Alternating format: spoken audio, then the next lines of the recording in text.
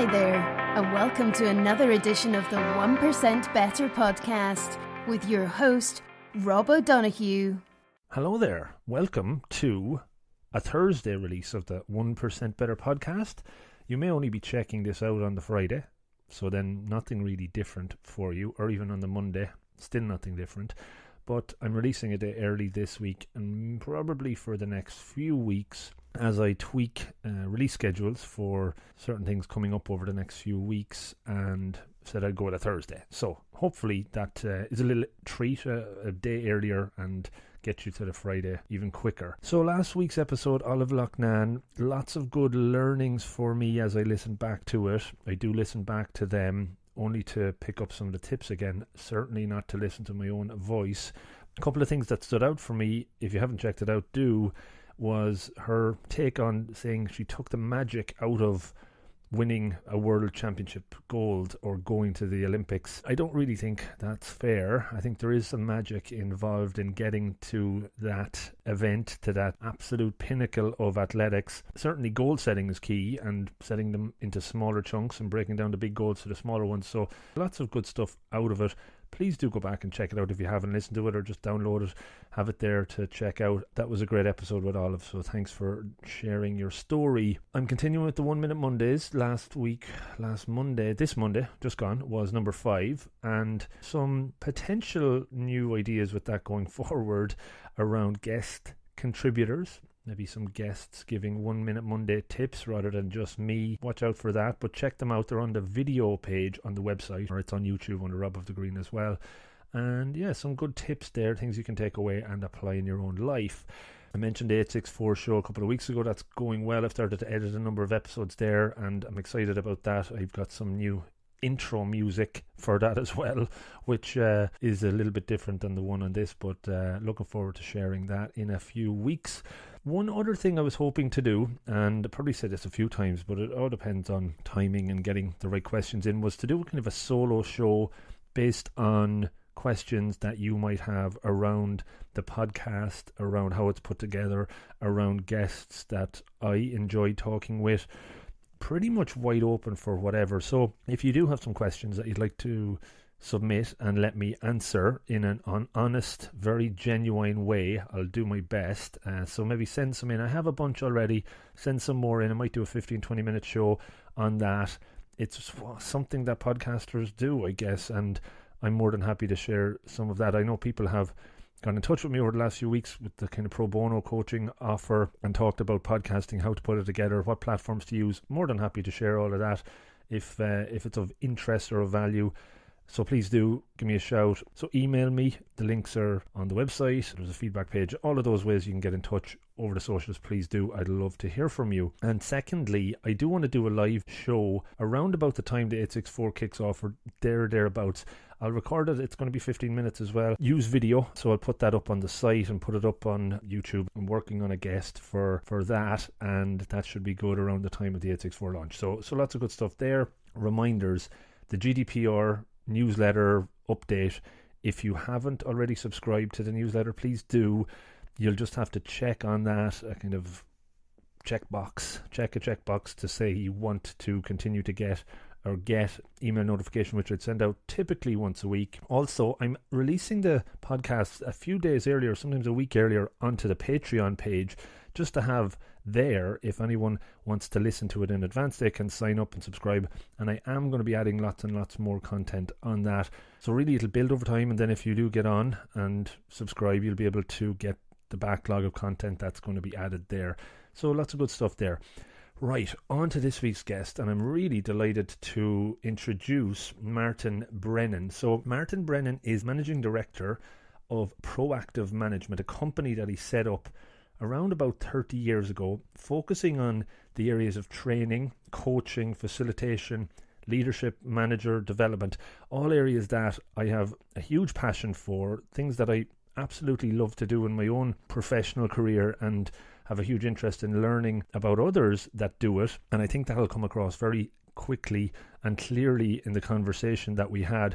When I talked to Martin about doing the podcast, I rang him for a 5-minute conversation for the first time ever talking to the guy, and we were 45 minutes chatting before we even got to agree a time when we could meet to do the podcast. So that will say one thing. When I did go to his house and his office, which is an awesome place with a near full-size snooker table, which I'm quite jealous about, we again talked for about 45 minutes before we got into the podcast. We had a lot of ice broken at that stage, and then we got into a really good conversation for around about an hour, and I learned a lot from it. As always, I take lots of notes when I listen back and publish them on the show notes page.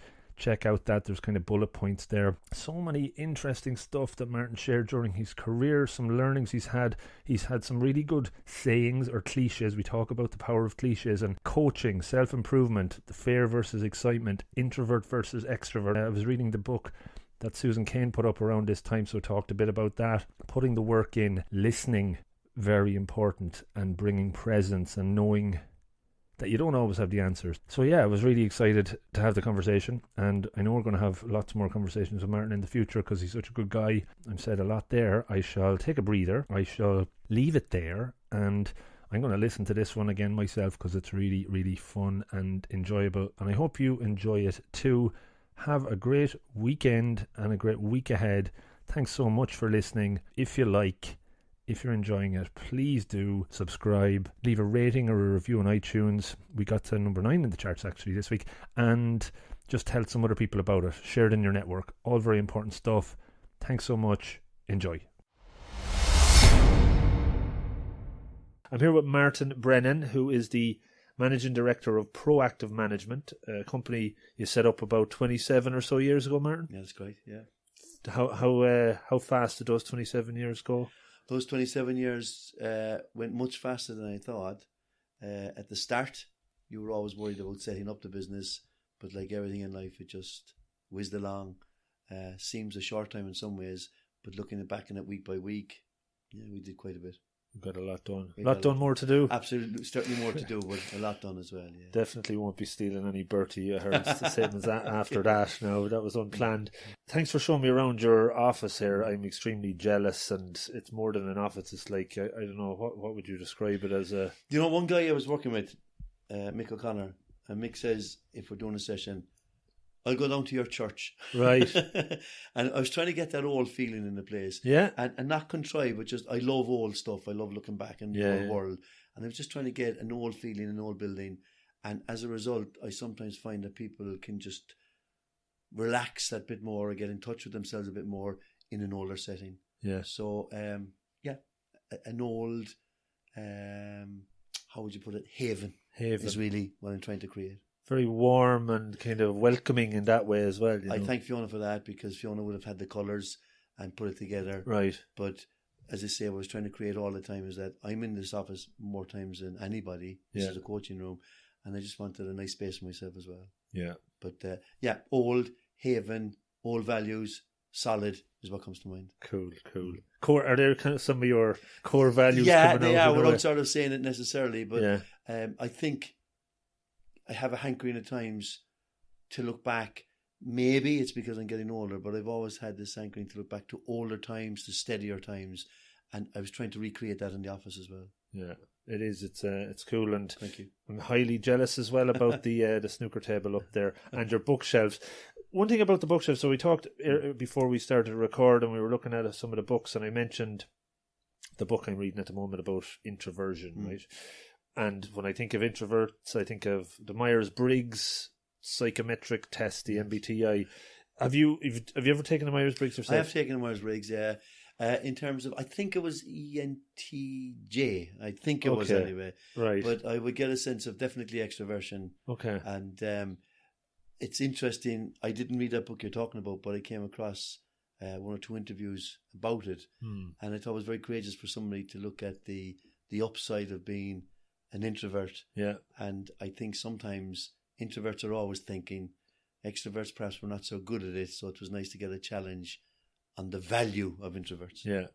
Oh, absolutely. I would consider I'm an INTJ, whereas you said you're the ENTJ. I was interested to see where the there might be changes there, but yeah, it's a quiet revolution. I think Susan Cain has a revolution around that, or tries to do a revolution. It's very interesting. Learn a lot from it.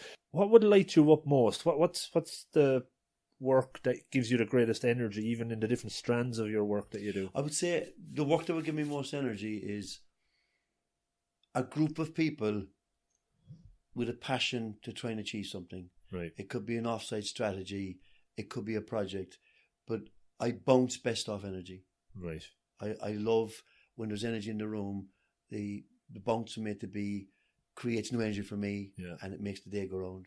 In terms of one-to-one, the one that really excites me most is when somebody says, Jesus, I didn't think I was that good, or I wasn't aware of what you just put together for me. And people might give you a ring when they got home or got to the office and say, I was buzzing on the way up the road.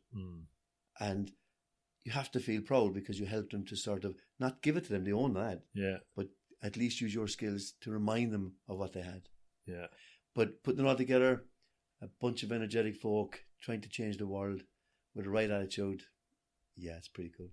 You're definitely an extrovert, so because I think that's the energy is required. Is the energy Absolutely, is there. the energy is required, When did you realise? We were talking earlier, and you were about to give me an answer to the question, and I said, no, we have to record it so it's authentic. But looking back, when you occupational psychologist, that's where you went into, and you did a master's in that as well. Was that always kind of what you wanted to do? Was psychology that something there from the very get-go? People anyway. Yeah. People anyway. And I spent my childhood in the Cub Scouts, the Boy Scouts, the Ventures. And for me, it was the most formative education I received. Some of the friends I made in scouting I still have to this day. Right. But what scouting showed me was that there was a thing called the Wood Badge, where adult leaders did some training to be trainers. So my first introduction to train the trainer came from scouting. Right. And from the feedback, that was early days, 15, 16, and I just got this hunger for training. Right. I went to college in Limerick. It was then the NIHE, the National Institute for Higher Education. I did a primary degree in business studies, and I got into HR or personnel. Right. So I kind of did my apprenticeship in personnel, but I was working in personnel, and around 1989, I had been with the company for 15 years. Right. And I got 1 minute's notice per year of service. Right. So in that 15 minutes, my life was changed upside down, and pretty soon I said, I'm going to take a chance and try this on my own. Right. And it worked. It worked, but it was always about people, training, development. When you spoke to me recently when we were talking, you talked about your purpose being helping others to find their way. Yeah. I never put it quite like that, but I would agree with it. I think it's a great description of helping others to see what they have. Right. And maybe sometimes as well, there's so many good people who regulate their lives by their limitations rather than by their potential. Yeah. And I'm a big crier out of potential. Okay. And maybe at times I'm too directive in doing that, but I still celebrate it because people leave and they say, I didn't realise it was like that. Yeah. And that's it. It's about people, it's about helping. And probably the extrovert is in there as well. The sense of community, spontaneity would be important. Okay.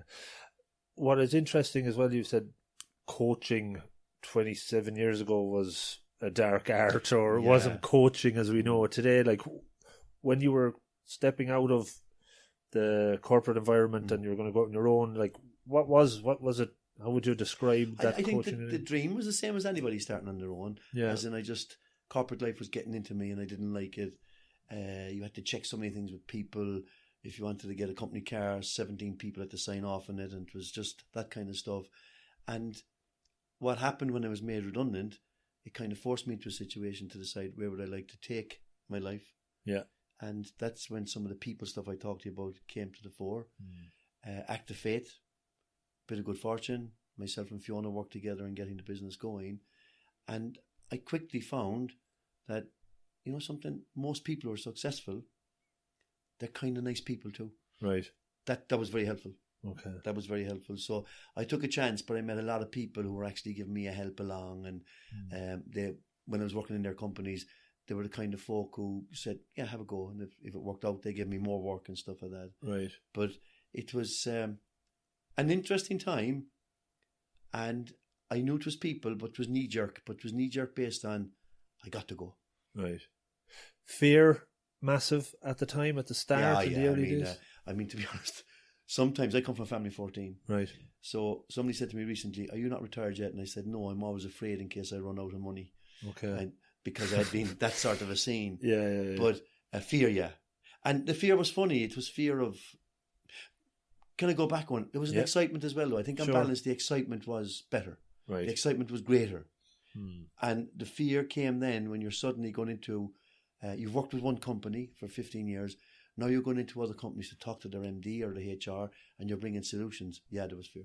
Yeah. But it was excitement, fear, and every week, certainly every year that passed, there was a sense of belief that it can't be that bad. And one thing I'm very proud of, Rob, is that in the last 25, 26 years, I've been called back 98% of the time by any of the clients that I've worked with. Yeah. And I just put that down to one thing. When clients wanted something, my basic view of customer service is give the client what they want, but better. Right.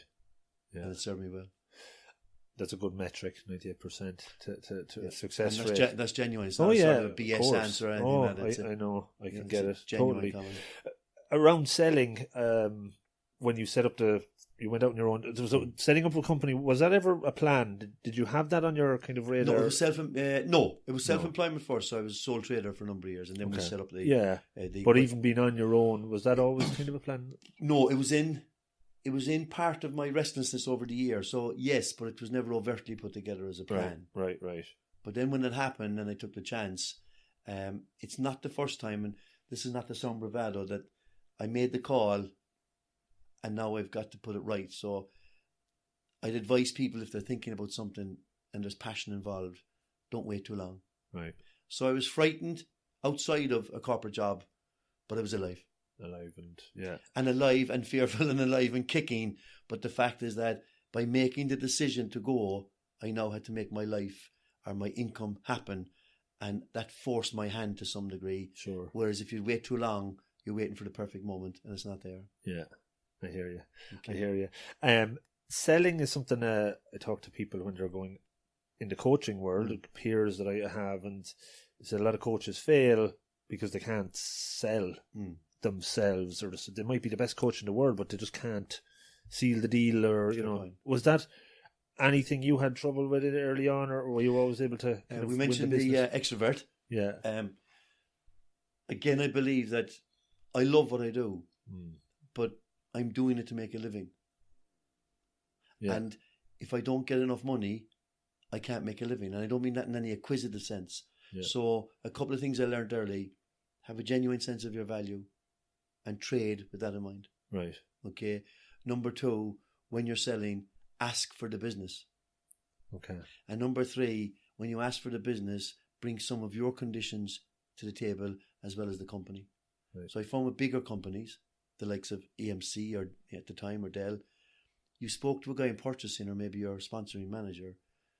They worked hard to do the deal, but after that they didn't mind. Yeah. But they expected you to do a deal as well. Right. So with bigger companies, again, if somebody's going out on their own, do a discount if you want to get some business, but don't discount yourself to commodity. If you bring a value, put a value on it. Right. Because I'm only charging myself out from the company. And that's the value that I would hope that another company would place on me as well. Right. So in terms of selling, value your worth, sell yourself, ask for the business, and bring some of your conditions as well as the company conditions to bear. So when you say ask for the business, just to even describe that a little bit more, like, are you kind of... Do you like what I'm saying, Jim? Yeah, it's very interesting. Could you see how that might help some of your team? Yeah. Is it something you'd be interested in taking to the next level? I think it would be, yeah. Well, look, could we talk about pricing, or would you like me to put a proposal together? Or not as bland as blatant as when do we start? But it's around... Look, but I put the proposal and maybe suggest a few dates if you think that was possible. Because no matter how eloquently you speak about an offering, it's the PO that gives you the money. Sure. So you got to ask for the PO. And a lot of people are in the people business. They find that stuff like that can be very contrived and insincere. And, I'm all about this sort of, when we were kids, we used to talk about musicians being non-commercial. And they'd lose their way if they became commercial. Well, you certainly lose your way if you're not commercial. Because the fact is that it pays the bills, not in a cynical way. So early days, ask for the business. Right. So that when you get that business, you can then concentrate on giving it. And eloquence without return is acting. It's a waste of time. Yeah. No, it's interesting. I kind of liken it in some ways to what I've learned over the last 12 months of just even trying to identify people to talk to for the podcast. And I'm not selling, or, I'm not charging them or selling myself, but I'd have a reluctance to send that third follow-up email if they had not come back or whatever, so there's kind of that's part of probably something I'm just not used to being cutthroat about.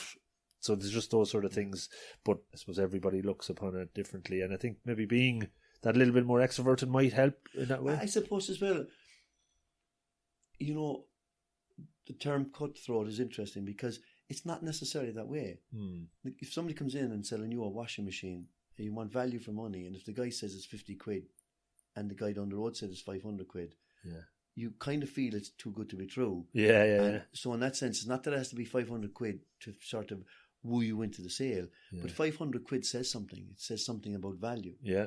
And all I'm saying in that case there is that when you go into a company, is that you bring value, and if you don't value yourself, a lot of people may not know what you're about. Yeah. So when you come back to that email you talk about, I get that as well, and I relate to that because you're on your own. Yeah. Now what happens is that before you might have a team on which you could bounce stuff off of, and now I call it the neurosis of self-employment.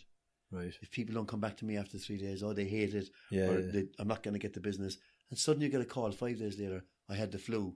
Right. Yeah, and you're saying to the guy on the phone, I thought there was something right or something wrong, but you got the business. Yeah. And it's about being a bit resilient, but I do get what you're saying. That there is that sort of loneliness of the self-employed, and sometimes we're afraid to push lest we find that it won't work. And 9 times out of 10, and I think you'd agree on this from your own clients that you talk about on the podcast, 9 times out of 10, I shouldn't have worried. Yeah. No, true. Very true. A lot of stuff can go on in your own head. Absolutely. That voice in your head is something I talk about on the podcast a little bit as well. How have you managed that over the years of kind of questioning yourself and where that comes in? And as a coach, you kind of probably learn to notice it and partner with it. And it's a brilliant question, because I tell you why. Again, anybody on their own, some days when you want to celebrate, you feel you can't because you're on your own, or some days you're too uptight as to get that sort of balance. I don't know if you ever came across the name of a guy called Tice of the Pacific Institute. I was introduced to Tice by VHS tape. Okay. And it was about 25, 30 years ago. There was a course in interpersonal skills in the Silver Springs Hotel in Cork. Right. And it was given by a guy called Michael Ostinelli. And Michael had about 47 VHS cassettes. Right. And during the day, and he was really good, but during the day, he would play a variety of cassettes introducing Tice. And Tice talked to me about things like self-talk, affirmations, my value relative to other people, how people who love us can sometimes be bad for us because they might say things, you're not able for this, or don't you worry about that, you shouldn't try this in case you get hurt. Protecting you. Yes, and he opened up the whole area of self-talk for me. Right. I took it really to heart. Right. And I started writing affirmations at that stage, which I continue to today. Okay. And all I know is this, is that the world is challenging enough. So if you can learn to be on your own side, they're not bad odds. So what Tice has shown me is to use self-talk to say that I can be on my own side and challenge myself to sort of work on the basis of my potential rather than my limitations. Do I get worried at times? I do. I'm not being cocky when I say that. It's just that by having some technique to keep you going, the voice within, what I learned from Tice is that there's enough people may kick against you. Why should you be one of them? Yeah. Very good. I haven't heard of Tice before, but Tice definitely is a fascinating guy. Look it up. And this is, affirmations are very popular now. Meditation is popular now. People are kind of quietening their mind and noticing all of that. Was even meditation something you would have tried back 27 or so years ago? Funny enough, and this could be the extrovert, the restless spirit. I love to do meditation, and it's something that I'm not a reflector, and I would consider that to be part of the makeup that I would like to replenish or to fix or to complement, because I think a lot of reflectors that I know, I'm married to a reflector, and Fiona can be so happy in her own space. I'm restless in my own space. Right. And in some cases I get joy in movement, but sometimes I could do with the come downs of reflection or meditation. Yeah. But at the same time, affirmations work for me because from Lou Tice's point of view, an affirmation is a goal statement written in the present tense as though achieved. Right. So I am a loving husband. I'm an excellent trainer.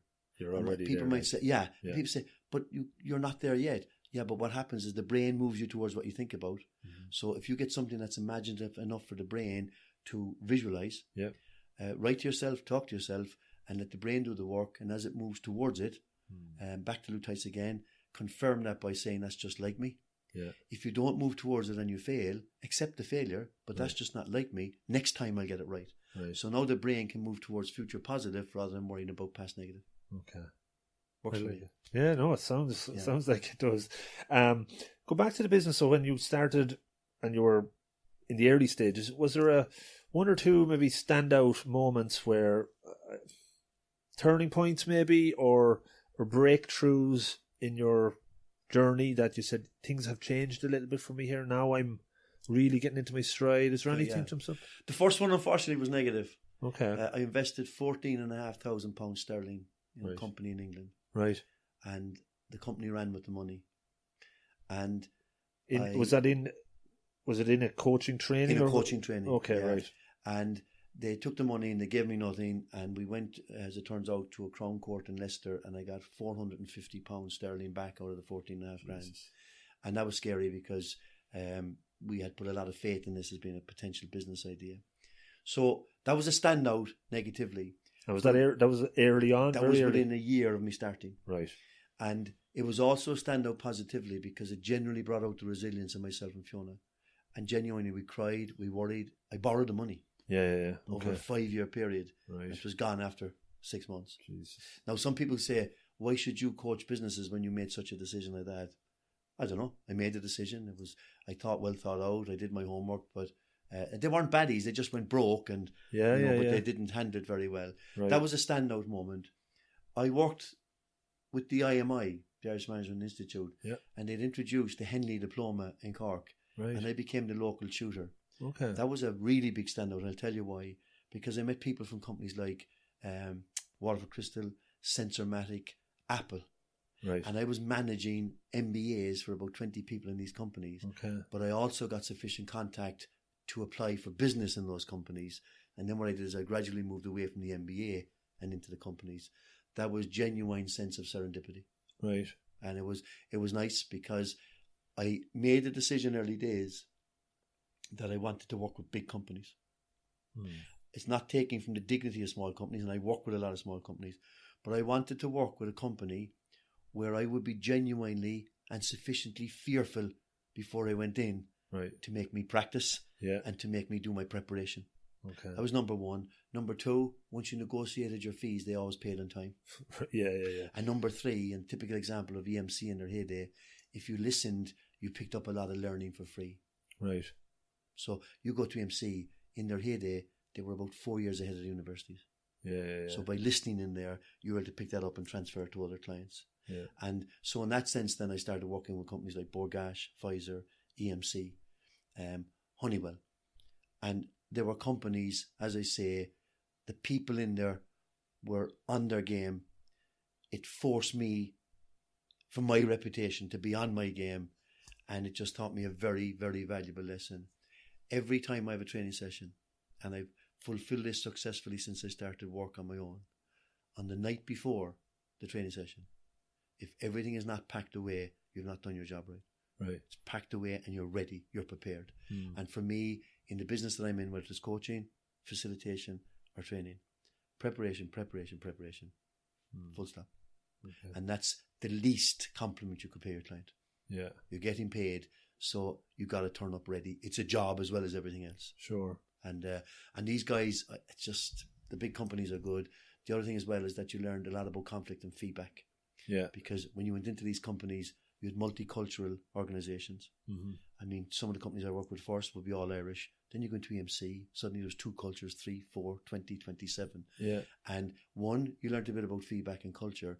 But 2, you learned to look after yourself in the cut and thrust. Yeah. So some days when it's a bad day, you can hurt. Mm-hmm. but recover. Because I'll tell you why. If it is to be, I always say it's up to me. Mm. And sometimes I often say to people as well, 60 million Japanese people don't even know I do coaching. So it's up to me. Yeah. And that's what I learned from the bigger companies, that, you know, you got to be a big boy. You got to help. And someday your work is not appreciated. And someday you get kicked about. But it's good for your soul, so to speak. Yeah. And to be able to take it and move on and reflect on it. And I don't say that in a bravado sense. Yeah. Like everyone else, if you get feedback that you didn't like or you were turned down for something, it hurts.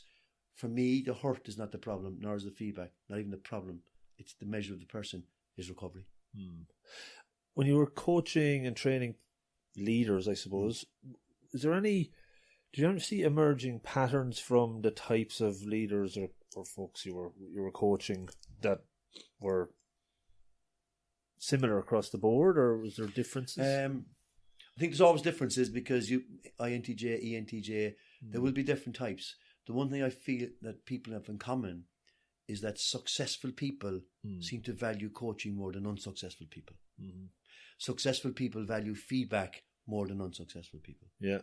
Okay. And what they do is they value another pair of eyes, another pair of ears. Mm-hmm. And when I wonder about my purpose and what I bring to the company, what I'm bringing is sufficient knowledge of the company, but sufficient information, sufficient sort of insight into the company to challenge the manager to be the best they can be. And they take it on board on the basis that they see value in it because it improves them. That's number one. Number two, you mentioned introverts. Mm-hmm.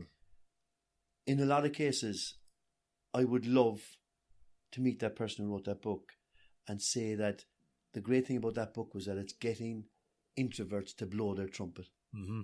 And the great thing as well about coaching is that when introverts start blowing their trumpet, in a lot of cases, they've got a lot more mojo than political extroverts. Yeah. Because, and when they say it with wisdom. I sometimes feel that extroverts, because their vocabulary gets them in and out of trouble, they can sort of talk a good show at times, and introverts just get on with it. And if introverts could speak more, extroverts could learn a bit more. If they would listen a little bit more as well. And if the introverts would talk. It's a challenge. But I think that, and you're right, if they would listen. I include myself in that. I'm on the I side, but you're surrounded. I think the statistics say there's probably more 60-40, maybe they say 60-40% extrovert, introvert, and there's the ambiverts as well, which are kind of in the middle. A bit of everything. It is interesting from the statistics and the research that they did. But would you see, if you were to take a poll in your brain over the years, would you have seen more extroverts as leaders than introverts? Again, I think a brilliant question, because I thought that would be the case. And the answer is no.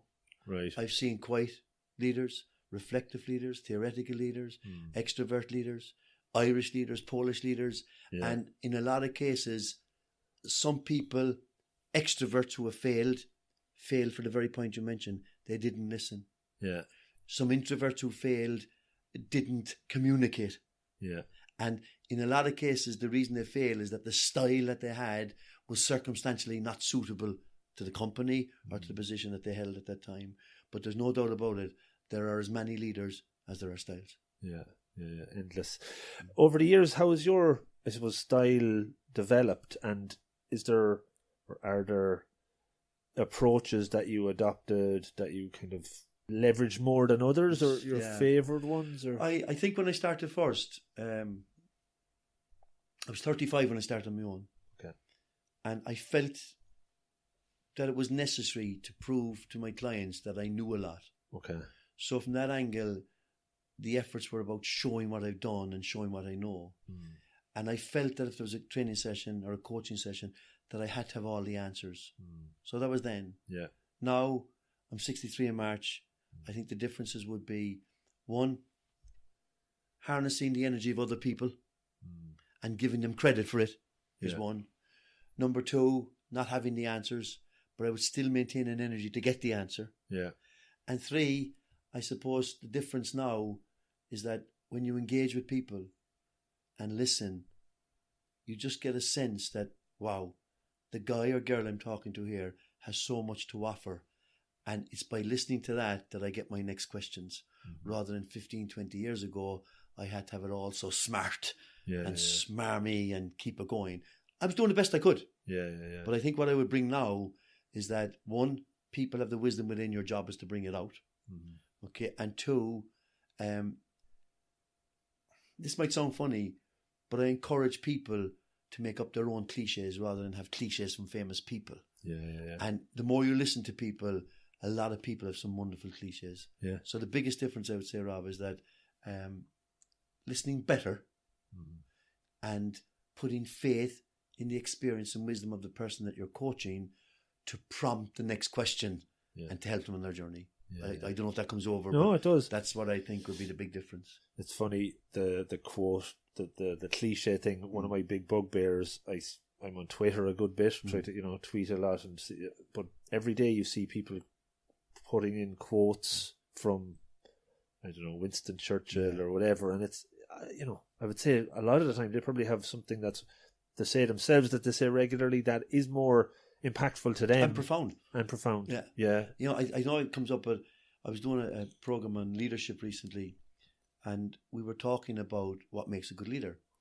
And I put up a slide and I was saying, look, guys, every time we talk about leadership, here's the array of people. Steve Jobs, Winston Churchill, Mahatma Gandhi. They're all brilliant people. And then I showed another slide. There's my mother. She really influenced me big time, much more than Mahatma Gandhi, much more than Steve Jobs. And I think in a lot of cases that people need to look around to closer at home for the people who've influenced them, and then take that together with their own cliches. I think they would be surprised how they would influence their own journey. Because I think actually in the current age, with all of the gurus and self-help, etc., people are speaking in a language that's not their own language. And they're speaking it in such a way that it wasn't the person I knew 10 years ago, or it wasn't the person I knew 15 minutes ago. And Dolores Keane, I think, was applauded recently for having the courage to sing in her own accent. She was herself. And I think she'd only about 20 million followers. Right. So there's something in there. It's interesting. Mahatma Gandhi is in the book. He's a massive introvert. They talk about his story that he, I suppose from his religion as well, he wouldn't even talk out loud to the point that it got him in trouble a lot of the time because it just was so shy and whatnot.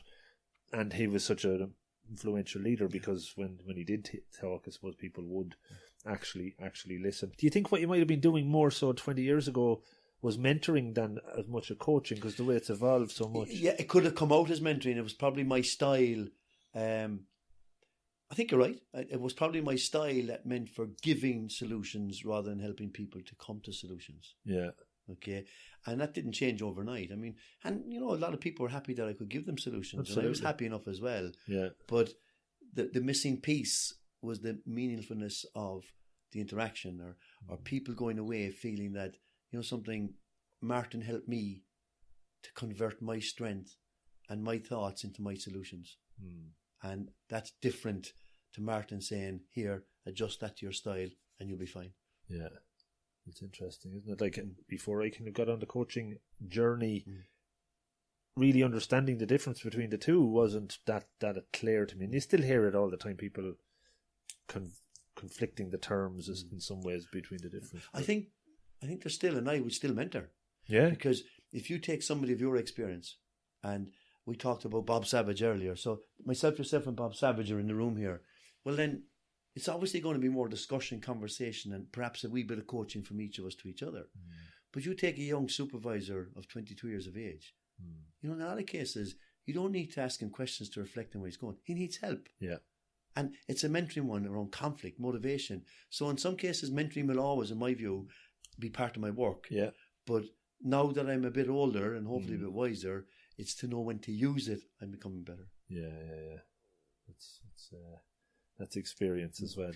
And being comfortable with it, because early stages coaching, if I didn't have the coachee with a set of actions at the end of a session, you felt like you weren't doing it, or the silence. No, it's a fair point. Or the silence. And in some cases, early days as well, I would have got feedback, even though there was silence, and I was worried about it. And people came out and said, I got something out of that session. And I'm saying, it didn't seem like that, but that's because I was more interested in transactional performance than I was in helping the client. And by the way, I still wanted to help the client. It was just going from that experience to today, and the journey from working with various clients has helped me that you'll get a lot more mileage out of challenging people when you know them and respect them than you would by coming in with standard yellow pack questions, answers and solutions. So today now, any coaching session I would do today, as late as this afternoon I had a coaching session, and the night before, the day before, I will see what I'm going to do, but I will adjust and manufacture and create the questions specifically for that session. And in the last 10 sessions, I guarantee you that those sets of questions are fundamentally different. You need to, like, that's kind of where I've been. Whereas 25 years ago, you would have had to stand on how you feeling about this, what are your goals, what are your objectives. But I still think for a lot of people, they're good questions. And some people prefer, they're so structured in how they want to be coached that they need and be guided along step by step. And I don't know if it's the introvert or the extrovert in me, but sometimes I enjoy the challenge of going on the journey with the person and knowing that you might have stuff made out, but you've not used it because the questions that are coming from real time are different. And you get to a point and you say, you know, something that was pretty cool. That's a bit like this podcast as well. Yeah, I'm enjoying it actually. Try not to have too many prescriptive questions and see stuff coming up, which is interesting. Influences that you've had during your career, and I guess mentors that you had that helped you kind of develop and grow. Any specific ones jump out on what you took from them?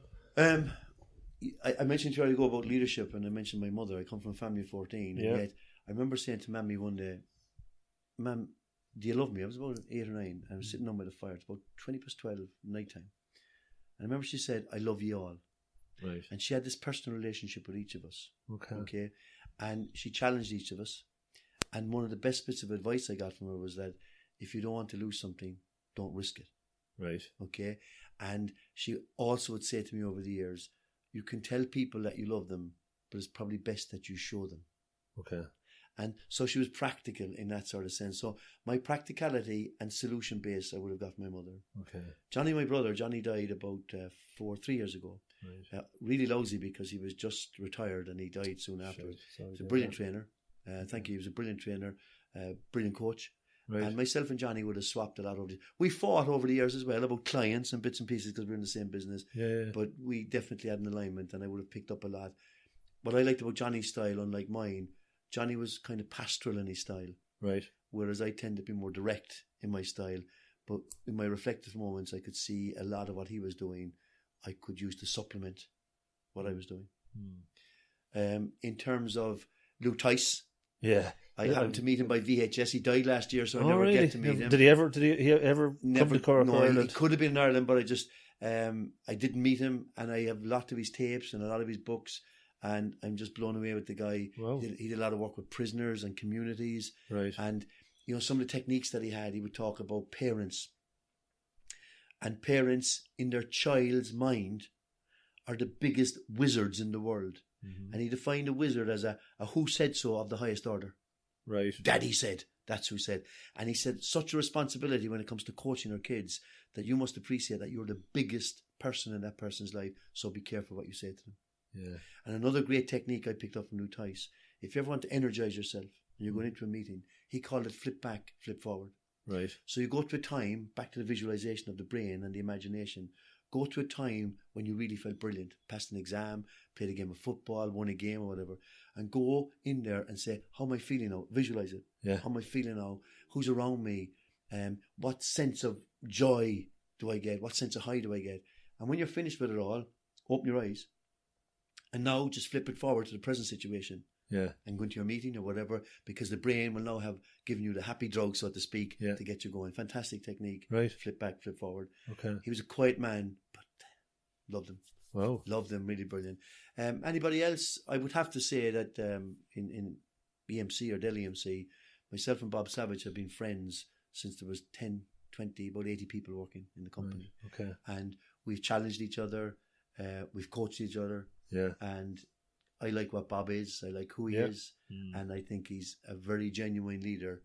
And through our challenges and the genuine respect for each other and a great friendship, Bob would have been one of the influencers as well. Yeah. Oh, he's a brilliant leader for been there 10 years, and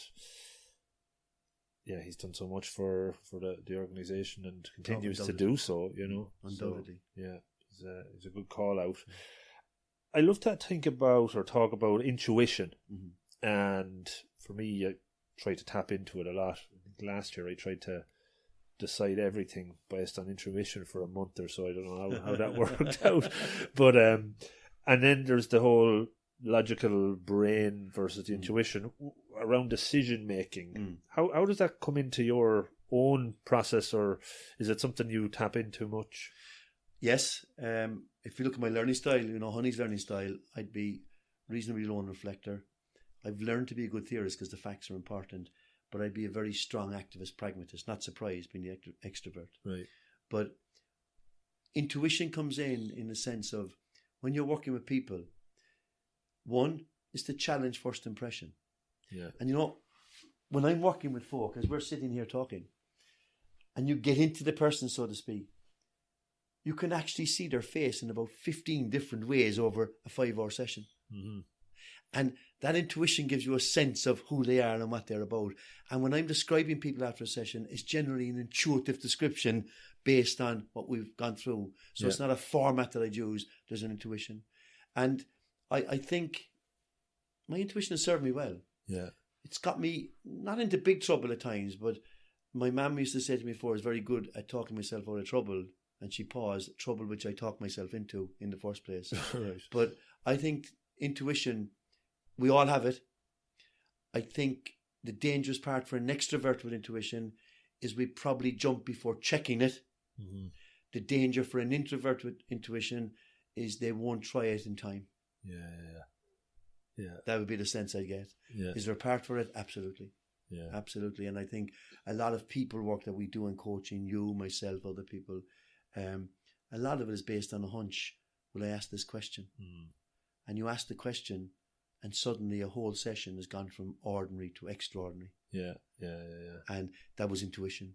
Or sometimes you'll ask a question, you know it's an uncomfortable question, but it's after stopping that person from panicking because they've been trying to get that out for the last 40 minutes.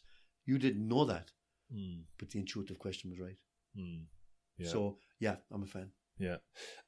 Not transpersonal, but there's kind of intuitive coaching. We did a bit. You mentioned the IMI. That's where I did my stuff, and intuitive coaching was something that I just really connected with, and to try and coach somebody intuitively. I think or Andrew McLaughlin, who's the head of the coaching program, I interviewed him for the podcast last year, and we talked a good bit about different coaching techniques. But he did a intuitive coaching session with us where we were visualizing, closing our eyes, visualizing stuff that was coming in and images that were coming in, and you were getting inside the image, getting inside the computer, looking around, and very powerful, but almost dangerous to use, I guess, a dangerous tool to use unless you had practiced it a lot or something like that. I think you put your finger on something there as well, that all of the tools that we use, and this is one of the challenges I have about the coaching industry, that a lot of people are setting up coaching academies and coaching this and coaching that, and some people who have no career at the moment,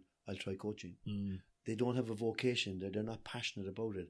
And then they start learning techniques. And because I talked about myself 25 years ago, because that's all they have, they start throwing stuff together. So here's a psychometric. Oh, it says here that you're a dangerous psychopath. You're an extrovert. Okay? And then they leave out parts like the IKEA model. Was that the one for Donald Trump there? And then when they put the person together, there's bits missing. Okay, and it's almost like take that away with you. So I agree with you that in a lot of cases, some people when they're coaching don't actually put the questions and the materials together in such a way and with responsibility to be effective coaches. And it's something, if you're coaching, it is a grave responsibility to know that the person you're helping, one, it's a privilege, and two, you can't curse on the tape, I appreciate. You can if you want. Well, not to fuck around with people. That's so important. Oh yeah. It really is important, and I use that word just to make the point. Don't worry, and it's so important because, you know, sometimes people come to you and you're coaching them, and suddenly you see a vulnerable person in front of you. Don't mess. Don't mess. So any tool that you're using, example, it's a questionnaire. Have you tried it yourself? It's a psychometric. Have you tried it yourself? Are you trained to give it? When you put it together, have you other questions that you can use? And if you don't mess. you are playing with people.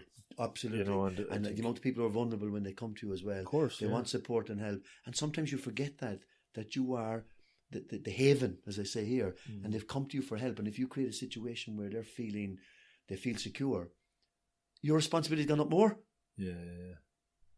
Absolutely. You enter a contract typically with the person, Absolutely. you know, and the whole ethical side of coaching is Absolutely. very important. I know going through accreditation and whatnot, you know, you do an ethics exam.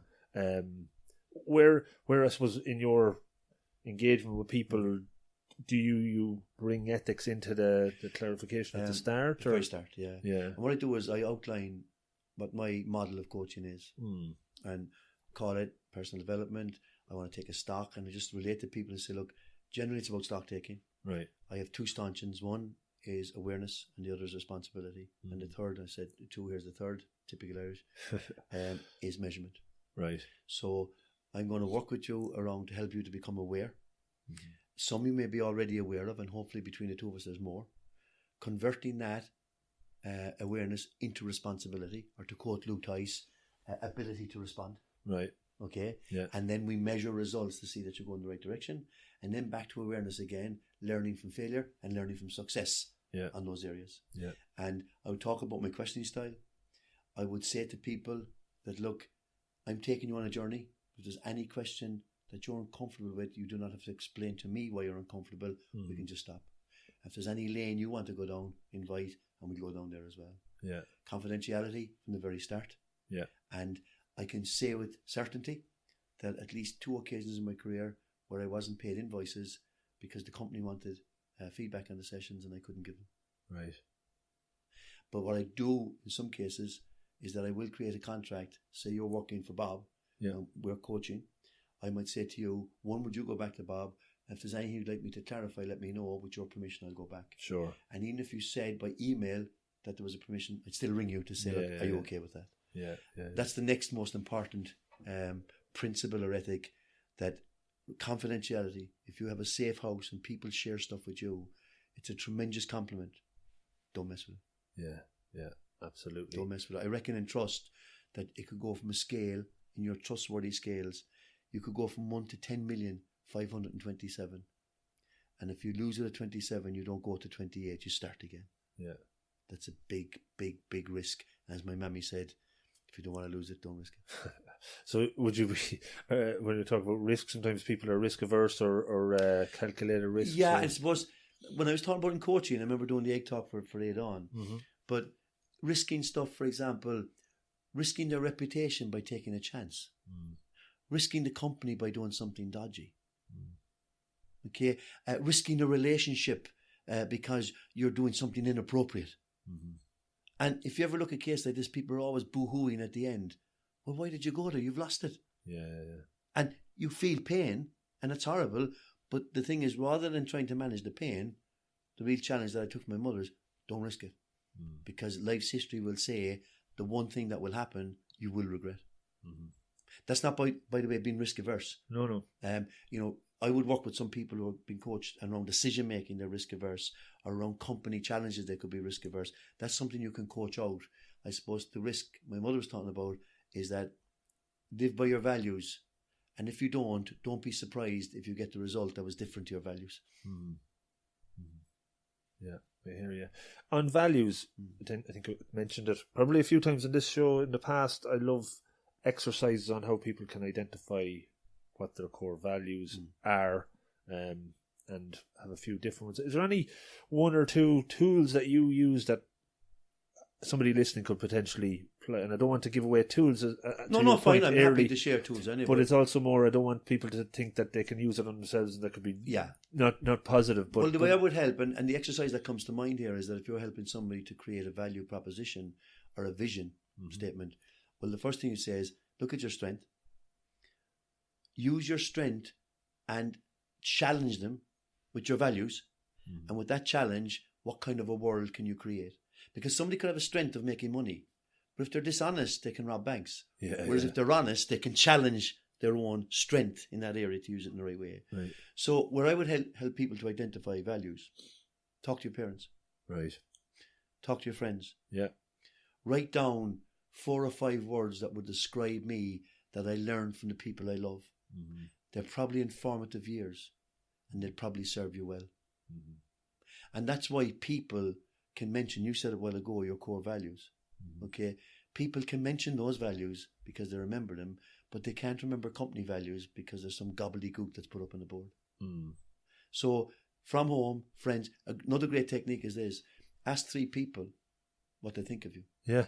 And when the words are repeated, anyone that's repeated twice is probably a value. Yeah, no, it's true. I like that in that I've got recommendations for doing coaching. You get them through LinkedIn or whatever, and I was just looking at them to see was there similar common words popping up that you could say they think that, so maybe that is certainly one of them.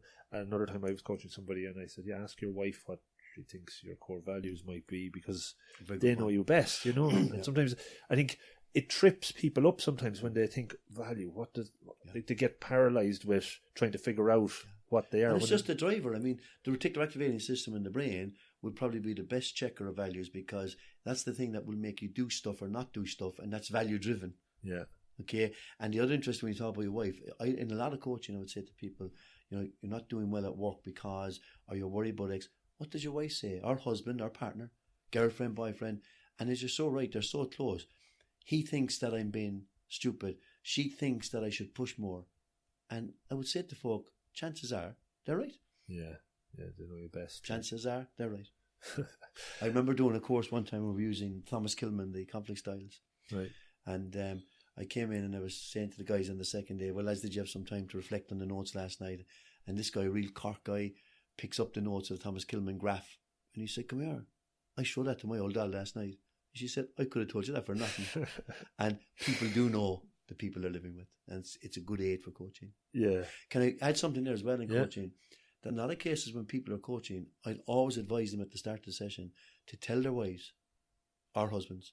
Because what happens is that changes come over the coachee and the people at home don't know what's happening. Yeah. And it's a genuine story. Right. A guy told me that he genuinely felt that his wife thought that he was having an affair because of the fact that he was just happy and jolly. But it was coming from the coaching, not from any place else. But it's important, particularly when it comes to affirmations as well, to let people who are close to you to know. Otherwise, they may think that you're on some sort of drug. Yeah. You are, but it's legal. Yeah, and it's funny, when I find the first session you might have with somebody, it's, the whole 10% of you talking, 90% of them, they unload so much stuff that's been rolling around in their head for so long, they leave on a high thinking that was an amazing coaching session when probably you didn't do much and they're buzzing. But it's really after that a lot of the time that the real work, I suppose, would start. Would you find that? Yeah, I find the first 2 sessions, I try to get the first 2 sessions within a fortnight because the awareness rushes out. But interesting as well, sometimes a person might say a lot in the 90-10 analogy that you've used. And sometimes just a supportive environment with a listening ear and the fact that people can come to conclusions themselves by just listening to themselves can be very valuable. Take reflectors, introverts. And they're chatting away and sometimes you'll hear an introvert say, bloody hell, I just answered my own question there.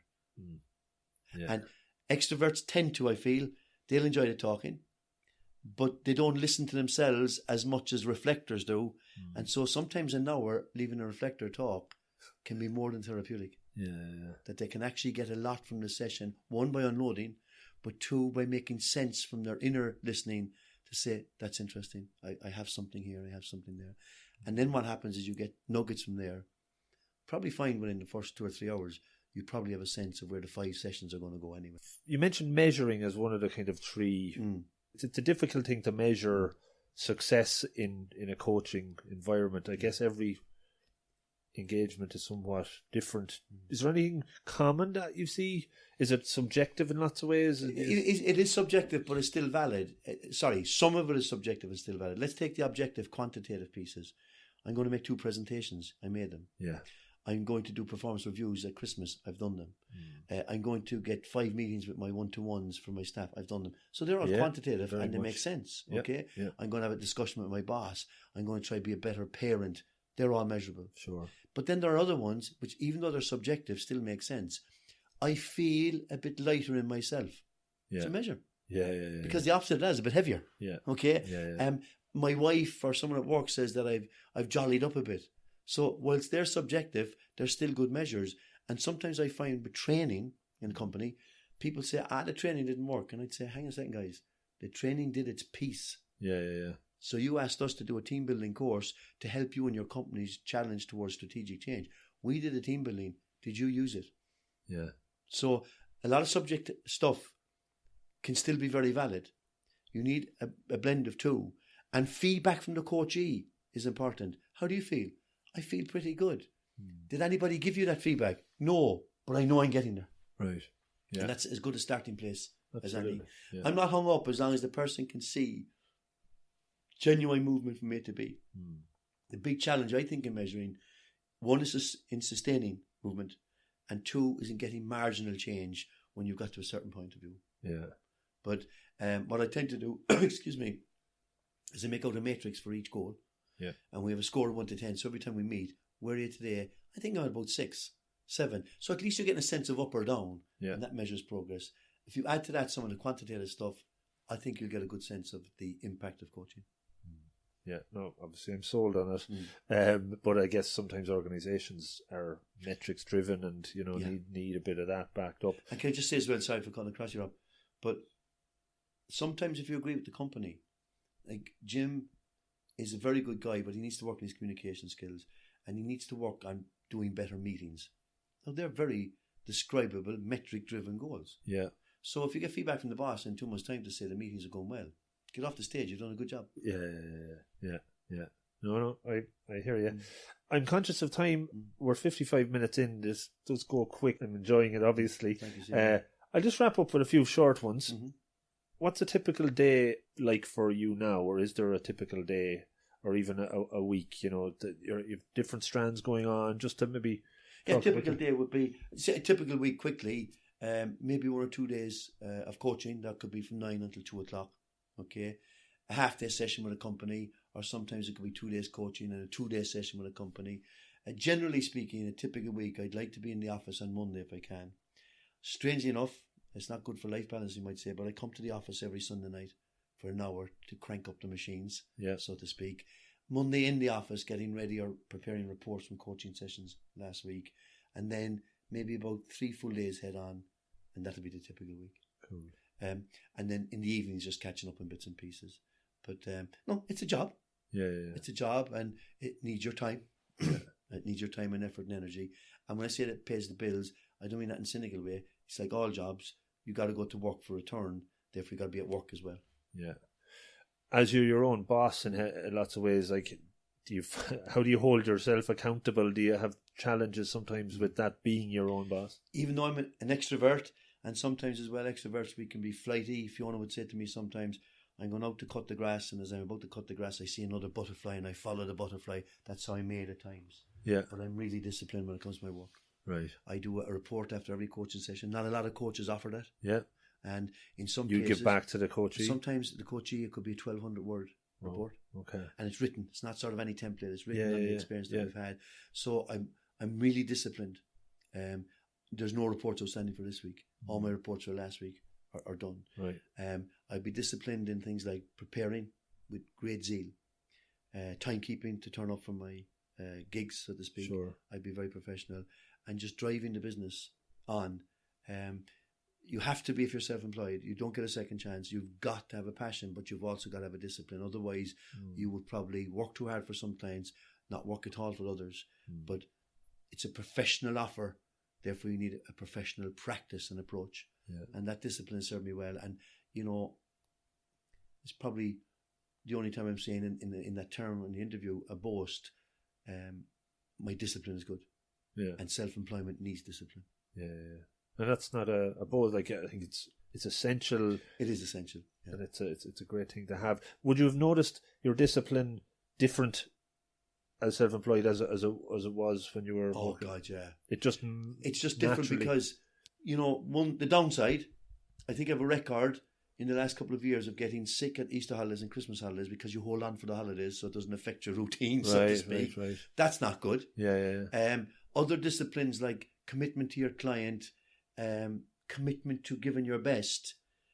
If you're feeling a bit off, still going to work, they're all different to when you're employed, because you know if you don't turn up, you don't generate income. So in some senses, you're tougher, more, not hard, not cynical, but tougher and more resilient comes with the territory. But in return for that then as well, if you get the disciplines right and you've finished everything, it's a Friday afternoon, it's the middle of May, it's 2:00 and you're in the garden at 2:30. Lovely. And it is lovely. Yeah. And I don't believe, younger days, if the phone rang and I was in the kitchen, I'd have to pretend that I'm busy when you're talking to people. Hello, yeah, that's very interesting, I'll get back to you. Now I got to the stage and people who know me start saying, you're in the garden, aren't you? Yeah. See you next week. Cool. And that comes with discipline because my work is done. Yeah. And that's when you talk about work-life balance, the garden and those sort of things. Garden is big for us. Myself and Fiona love the garden and we share it as well. Yeah. Fiona's a genuine gardener, I'm a groundsman. Right. I love golf. I've taken it up about 10 years and I'm really enjoying it. And we play a bit of tennis. I've given up for a while, but we're going back to mixed tennis. Okay, cool. And that's kind of it. Fiona plays tennis, I play golf. We both work hard in the business and we both work hard in the garden. And strangely enough, when you talk about downtime, I've often closed the gate on a Friday evening and not open it on a long weekend till Tuesday. Nice. You've been in? We've been staying in the garden doing a bit of work. There's an introvert in there somewhere. That's it. Or else a prisoner, I'm not too sure. And is that, like, would you, during your work, during the years, stress, managing that, dealing with that, was there, ever times where things were getting too much, or how do you balance it? No, that's again a great question. There have been times when I've been bad at it. When the kids were young, I'm proud, as I said to Fiona today, I'm proud of the fact that I did the very best I could for my kids. I didn't miss any major dates, but there would have been times when I didn't get them to bed because I was travelling and trying to get the business sorted out. There was once I had a thing called cellulitis, where my eyes were swollen up as an indicator of being stressed out. I was very near burnout. And I did, as an extrovert challenger, a person with a need for achievement, I did what I did best. I worked harder. Right. And what I learned from it is this. I didn't burn out, but what I learned from it when I'm coaching people now, it's very hard to burn out, but it's very hard to burn back in.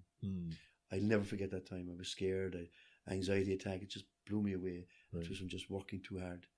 I was also stressed about being perfect, trying to deliver a good course, trying to be the best you can be. I got better with that. My recovery skills are better. But anybody who's self-employed in a service business, if you take it anyway serious, if you're not stressed, you're not serious. Yeah. Good stress sometimes. It's good stress and sometimes bad. Now it's better stress. But there's still some bad. You want it to be right. But definitely good stress is better. Yeah. But you need some stress to keep you going. But over the years, once or twice I would have hit the wall hard, stupidly, but driven by a younger energy. And now what I'm doing is that I probably still work a bit too hard, but truth be told, I enjoy it. You enjoy it, yeah. That's the most important thing. I'll ask just a couple more. Best piece of advice you've ever been given? If you don't want to do something, don't risk it. That's definitely the one that's come true anyway, yeah. And is that when you would advice you might pass on as well? I pass on my coaching. I pass on to my kids. The thing about it is that myself and Fiona have been together for years.